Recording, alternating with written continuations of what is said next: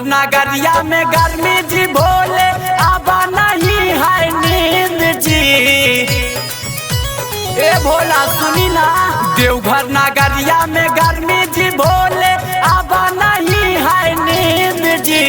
चला कोला के झरना नहाइबे, ए भोला चली ना, चला कोला के झरना नहाइबे, ओहे रहबे रात दिन जी।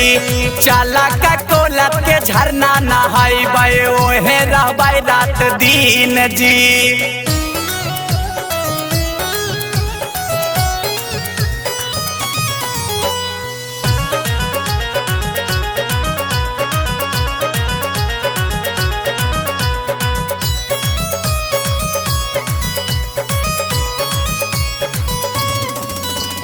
कोमल बदन में भारी गर्मी हमसे ना सहाई। दूसरे में भंगिया पीसत पीसत दुखता कलाई,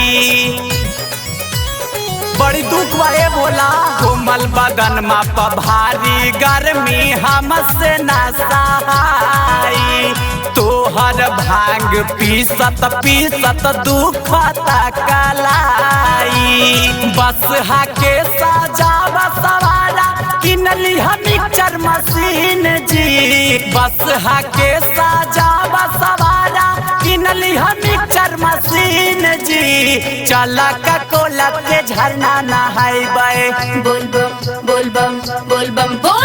चला कोला के झरना नहाइबे, ओहे रहबे रात दिन जी।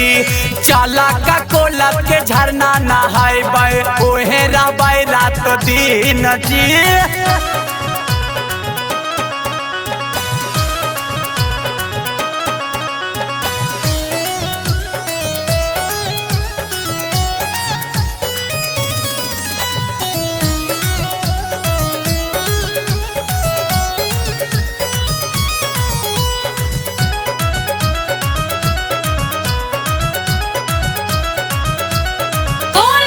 तोहरा त जाड़ा गर्मी बरसात कुछु ना बुझाला। सुना रदहिया काला हो गइल, हाथ में पड़ल छाला। ए बोला देखी ना, तोहरा त जाड़ा गर्मी बरसात कुछु ना बुझाला। सुना रदहिया काला हो गइल, हाथ में पड़ल छाला। पीयूष गुलशन रंजित तोहर सेवा में रही है लीन जी। पीयूष गुलशन रंजित तोहर सेवा में रही है लीन जी। चला कोला के झरना नहाइबे, चला कोला के झरना नहाइबे, ओहे रहबे रात दिन जी। चला कोला के झरना नहाइबे, ओहे रहबे रात दिन जी। देवघर नगरिया में गर्मी जी भोले आबा नहीं है नींद जी। ए भोला सुनी ना, देवघर नगरिया में गर्मी जी भोले आबा नहीं है नींद जी।